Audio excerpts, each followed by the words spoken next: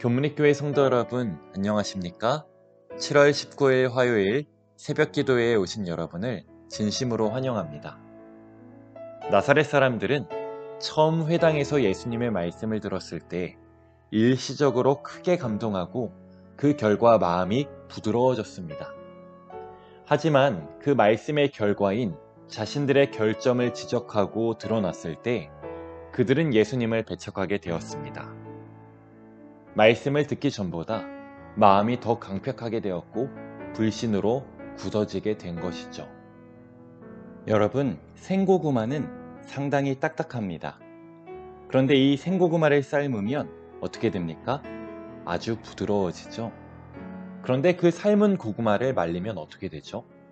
생고구마 때보다 더 딱딱해집니다. 우리가 하나님의 말씀을 듣고 그 말씀에 깊은 감동을 받을 때 그것을 생고구마를 삶은 상태로 볼 수 있습니다. 그런데 말씀에 순종하지 않고 말씀이 자기와 맞지 않다고 해서 그 말씀을 배척하게 되면 마음이 굳어져서 전보다 더 강팍하게 됩니다. 그래서 때로는 교회를 오래 다닌 사람이 그렇지 않은 사람보다 마음이 더욱 강팍해질 수 있는 것입니다. 우리는 이것을 조심해야 합니다.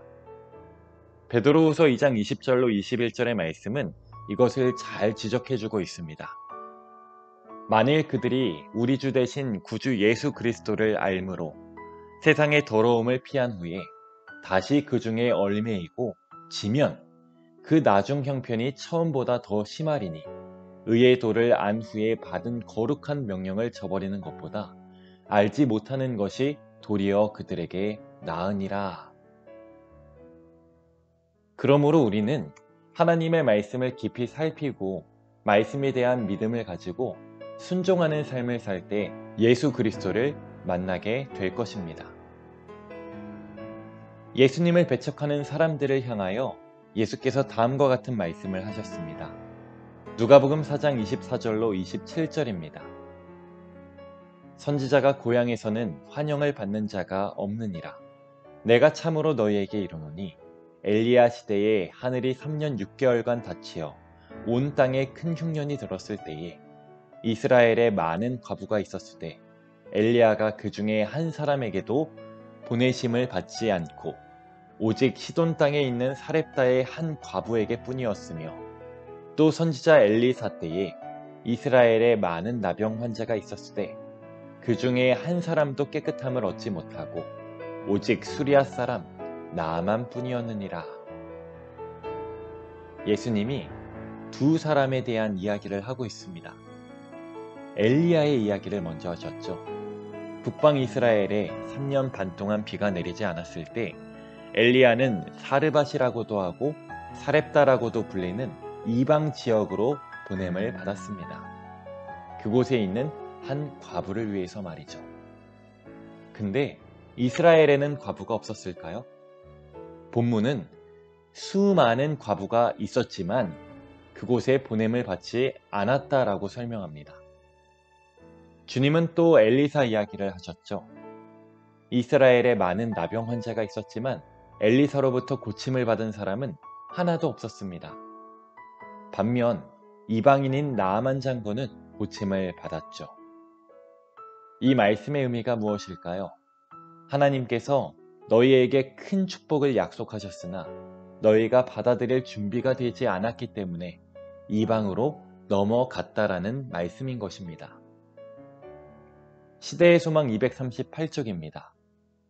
그러나 이 여인은 자기가 받은 빛을 쫓았으며 하나님께서 당신의 선지자를 통하여 내신 더욱 큰 빛에 마음의 문을 열고 있었기 때문에 은총을 입었었다.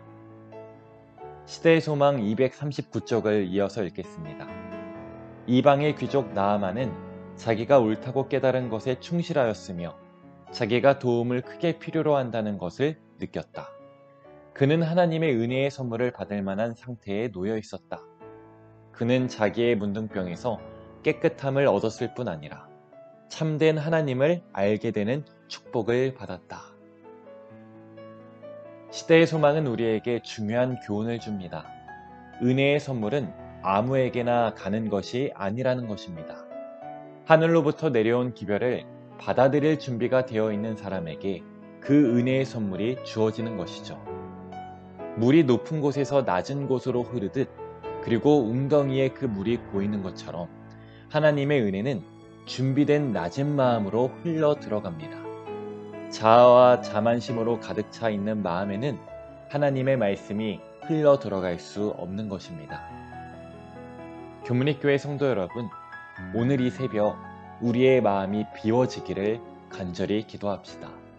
말씀으로 인해 우리의 마음이 더욱 부드러워지고 예수님을 더욱 사랑할 수 있는 마음을 달라고 기도합시다. 그럴 때 우리는 예수님이 맡긴 사명을 온전히 이루며 재림을 앞당기는 삶을 살 것입니다. 말씀으로 찾아오시는 예수님을 이 시간 꼭 만나셔서 우리 마음이 한없는 은혜로 가득 채워지기를 간절히 소망하며 오늘 말씀을 마치겠습니다. 기도하는 시간을 갖겠습니다. 첫 번째로 교회의 환우들을 위해서 기도해 주시기 바랍니다. 두 번째로 원로 장로님 중에서 특별히 이성철, 이완구, 임동호 장로님을 위해서 기도해 주시기 바랍니다. 세 번째로 소그룹의 활성화를 위해 기도해 주시고요. 네 번째로 개인의 기도 제목, 그리고 마지막으로 지금 재확산 중인 코로나19의 회복과 우크라이나를 위해서 음악이 마칠 때까지 기도하시겠습니다.